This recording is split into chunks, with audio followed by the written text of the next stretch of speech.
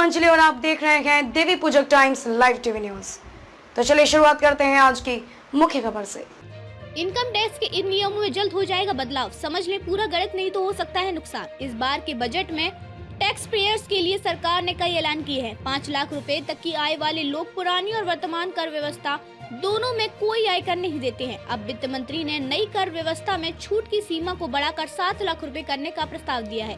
इस प्रकार नई कर व्यवस्था में 7 लाख रुपए तक की आय वाले व्यक्तियों को कोई कर नहीं देना होगा। जानकारों की माने तो वित्त मंत्री द्वारा दी गई बजट घोषणाओं से नई कर व्यवस्था को बढ़ावा मिलेगा।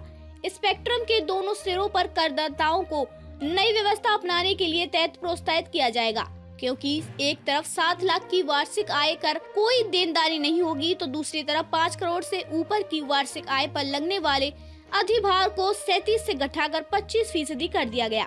बजट 2023 के बाद कर व्यवस्था में बहुत बदलाव हो जाएंगे।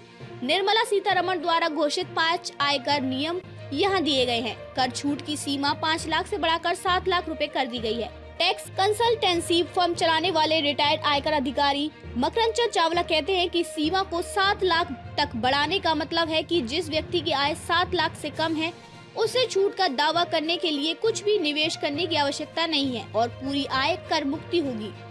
इस बात से कोई फर्क नहीं पड़ता कि ऐसे व्यक्ति द्वारा कितना निवेश किया गया है और कितना नहीं।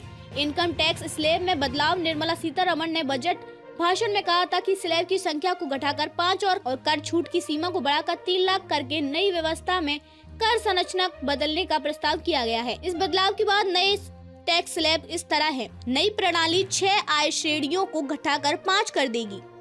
खबरों में अब तक के लिए बस इतना ही। मिलते हैं फिर ऐसी ही किसी बड़ी खबर के साथ। तब तक के लिए नमस्कार।